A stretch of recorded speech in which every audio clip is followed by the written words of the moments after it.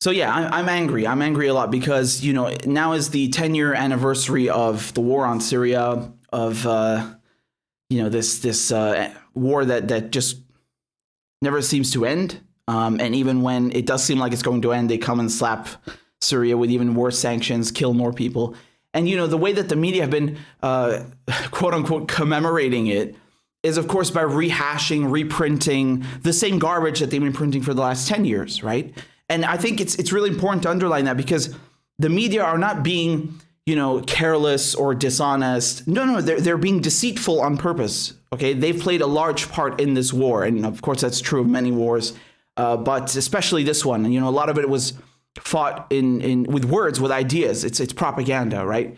And it's just nauseating seeing them rehash the same nonsense, right? It's disgusting. It's insulting, and I wanted to talk a bit about that, right? Because, like, I'll get into me personally in a second, but I just wanted to show you like some of the reporting about it. So, if you go look at these headlines, right? It's disgusting. They're just basically blaming everything on the Syrian government. They're blaming everything on Russia. They're blaming everything on, anyone who basically tried to defend Syria from terrorism and from, imperialist conquest. So, if you look at this one from Al Jazeera, they're still calling it an uprising, right? Even with the language. If you look at this article from CNN over here, they're saying it. It's so hilarious how they're accusing the so-called victors. I don't really see how anyone's winning in this when, you have 60% of the Syrian population who are under the age of 24. Think about that. Most Syrians are younger than me, which is insane. Like I'm 28, right? And most Syrians are under 24, and half of them are under 14. Like, they've grown up in a war basically their entire lives. And now they're being starved. And so I don't really see who's a victor in this. And they in the title, look at, they say they're basically talking about rewriting history. No, you're the ones who are rewriting history, okay? Because in all of their reporting, they make no mention of the fact that you had so many different countries, not just Western ones, but, even Turkey, Israel, Saudi Arabia, Qatar, these Arab kingdoms in the Persian Gulf, sending fighters, sending weapons, sending arms and logistical support and money to terrorist groups inside Syria. So, to call that an uprising and act like none of that happened or downplay that's rewriting history. That's doing the job for the State Department and the FCO, the Foreign and Commonwealth Office, right? The British State Department. So that's rewriting history, and they played such a huge role in this. And CNN, by the way, obviously I don't think it's the same person who wrote this. But you remember the name of that? I can't remember her name, but you remember that reporter from CNN who went to Syria and she sniffs the backpack after the chemical attack? I'm sure one of you is going to put it in the comments now. She pretends to sniff a backpack after a chemical attack, which is right. It's like the first thing you do, right? After a chemical attack, you just go and sniff the thing, your contaminated evidence, like. You're obviously fine, so I'm starting to question the veracity of what you're doing and also your intellectual capacity, madam. But nonetheless, so they played a huge role in that, not just that alone. And, they also tried doing a documentary, I think, and they basically went and embedded themselves with Al-Qaeda. Like, it's just, what the fuck? Like, you're just doing the bidding of these Daesh, these ISIS nut jobs. And if you look at this article specifically, look at the language. Like, I'm not making this up. You can just see from one paragraph to the next, one line to the next, how they're trying to, how their bias is so clear, and how they're trying to whitewash what happened in this war and what's still happening. So, look at this. Hold on. There, you can see that. So they say how quickly it all turned violent. The Assad regime gunned down those who called for a peaceful transition to democracy. Gulf countries sent in suitcases of cash with a wink and a nod towards more religiously conservative fighting units. And then in the next line, Assad let former Al-Qaeda members and other criminals out of jail. The U.S., at the peak of its involvement, half-heartedly trained some moderate rebels, many of whom went on to join the ranks of extremist groups. So I wanted to say something here, right? Because CNN, whoever wrote this, the mainstream media, isn't it interesting how they don't mince words when they're talking about Assad? Like Assad helped Al-Qaeda. That's what they're saying. They're naming the organization, saying Al-Qaeda. But then when it comes to the groups that Qatar and the Arab kingdoms were funding, who are offshoots of Al-Qaeda, those are more conservative groups. And then when the United States was training moderate rebels, which they ironically put in quotes, those are extremist ranks. No, hold on. You weren't in this just one sentence ago. You were not mincing words. You said Al-Qaeda. I actually don't know what they're talking about when they're saying that. I genuinely don't know what incident they're referring to with Assad letting former Al-Qaeda members and criminals out of jail. I don't know what that is. But they're saying afterwards that, the United States, Qatar, no. These are just, they're conservative groups, man. Yeah, that's a nice way of saying Al-Qaeda. Like, what the fuck? And not to mention, of course, I'm sure most of you already know this, but if you look at the origins of Al-Qaeda, if you look at the origins of these very groups, it's America, right? It's the United States. They created the Al-Qaeda, they helped fund the Mujahideen during the Cold War, okay, when the Soviets invaded Afghanistan from 79 to 89. And then afterwards, the early 90s, you have Al-Qaeda forming, right? And incidentally, I was in Pakistan, right? I was living in Pakistan at the time when I was a kid.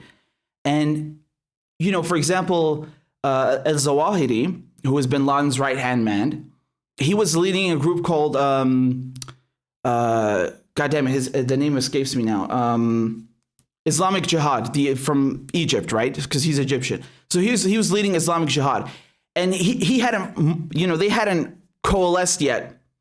He hadn't joined ranks with Al-Qaeda just yet. But these people were all previously funded by the Americans, right? So, for example, when they bombed the embassy next to my school, right?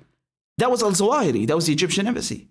And this guy had received millions and millions and millions of dollars from the fucking CIA, just like bin Laden, just like all of these motherfuckers. So, it's like, you can't escape that. That's a historical fact. Even Hillary Clinton has admitted that. And then now again, you're seeing this 20 decades later, 20 years later, how they're still funding these same groups and letting them run loose, and then saying that Assad is helping you. What a load of shit! Like I can't underline how obnoxious and ridiculous that sounds.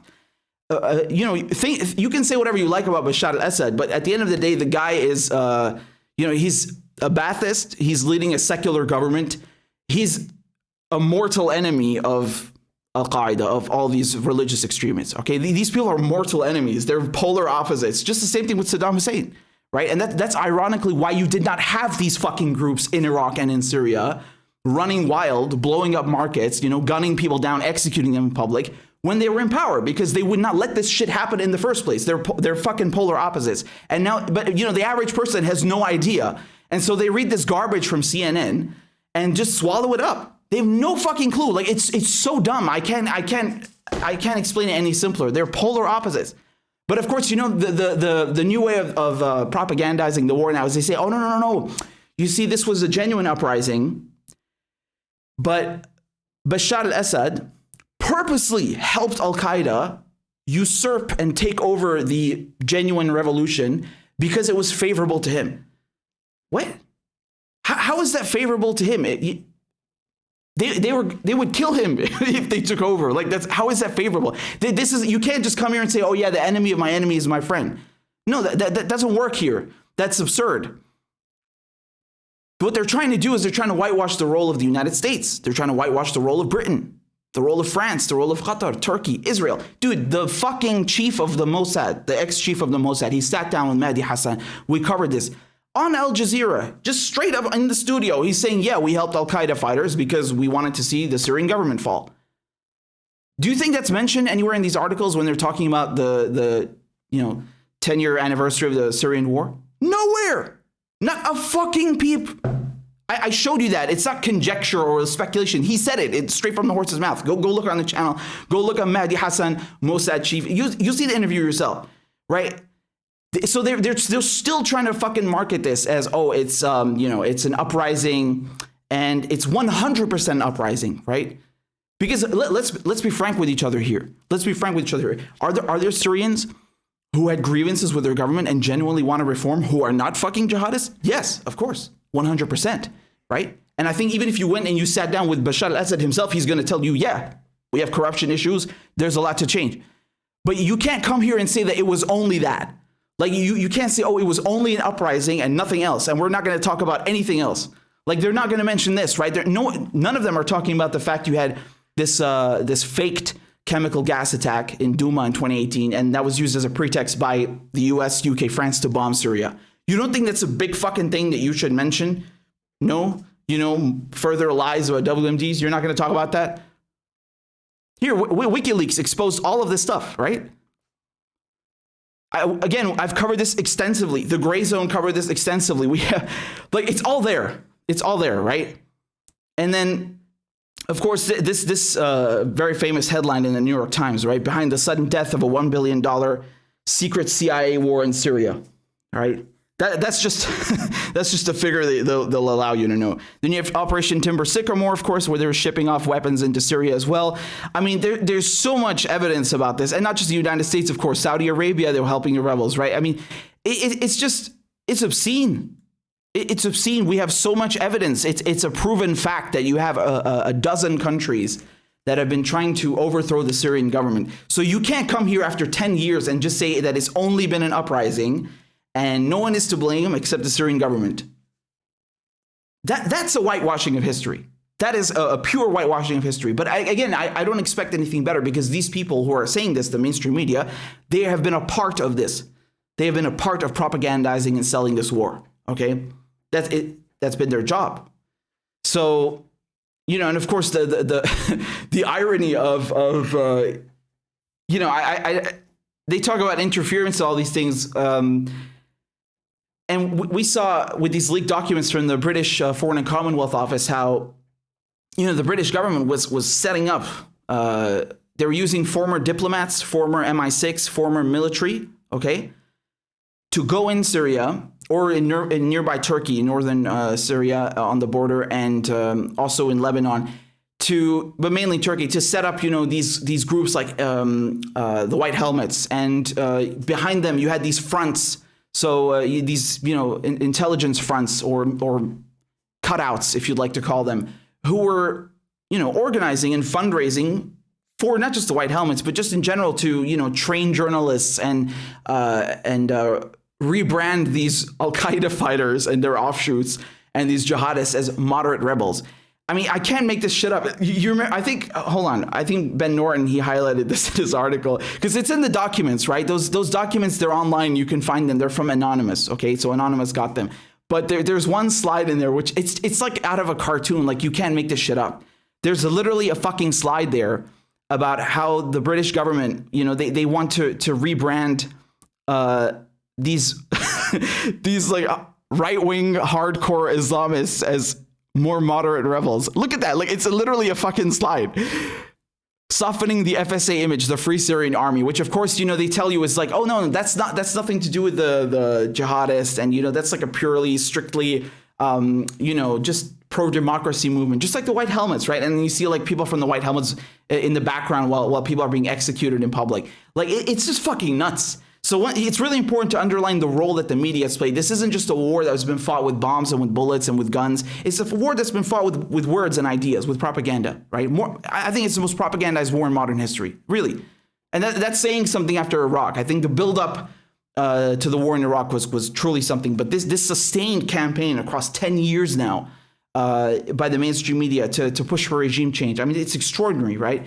And, you don't have to take my word for it. If all of this wasn't enough, I mean, I don't know what's going to convince you that we're not just dealing with some kind of grassroots revolution here that was, it was just magically usurped. No.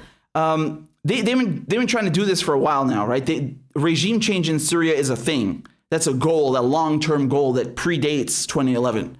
Okay, so if you want to take my word for it, here's General Wesley Clark. I think he'll spell it out for you pretty adequately. I knew why, because I'd been through the Pentagon right after 9/11. About 10 days after 9/11, I went through the Pentagon and I saw Secretary Rumsfeld and Deputy Secretary Wolfowitz. I went downstairs just to say hello to some of the people on the Joint Staff who had used to work for me, and one of the generals called me in. He said, "Sir, you got to come in. You got to come in and talk to me a second." I said, "Well, you're too busy." He said, "No." He says, "We've made the decision. We're going to war with Iraq." This was on or about the 20th of September. I said, "We're going to war with Iraq. Why?" He said, "I don't know." He said, "I guess they don't know what else to do." So I said, "Well, did they find some information connecting Saddam to Al-Qaeda?" He said, No. He says, "There's nothing new that way. They just made the decision to go to war with Iraq." He said, "I guess it's like we don't know what to do about terrorists, but we've got a good military and we can take down governments." And he said, "I guess if the only tool you have is a hammer, every problem has to look like a nail." So I came back to see him a few weeks later, and by that time we were bombing in Afghanistan. I said, "Are we still going to war with Iraq?" And he said, "Oh, it's worse than that." He said, he reached over on his desk, he picked up a piece of paper, and he said, I just got this down from upstairs," meaning the Secretary of Defense's office today, and he said, "This is a memo that describes how we're going to take out 7 countries in 5 years, starting with Iraq and then Syria, Lebanon, Libya, Somalia, Sudan, and finishing off Iran." I said, "Is it classified?" He said, "Yes, sir." I said, "Well, don't show it to me." And I saw him a year or so ago, and I said, "You remember that?" He said, I mean, you heard it straight from the horse's mouth.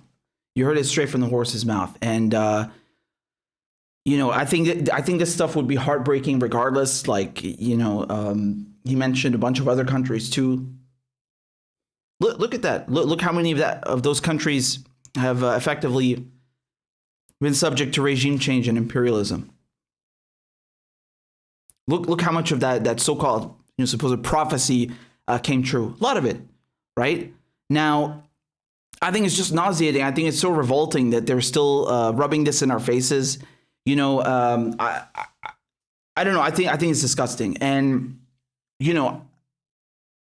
I think there isn't a Syrian in the world, not just in Syria. There isn't a Syrian anywhere who hasn't been impacted by this war, right? And yeah, that's true of many conflicts, but we're talking about Syria right now specifically. And the thing is, like, I wasn't there during the war. I was there right at the beginning of the Arab Spring.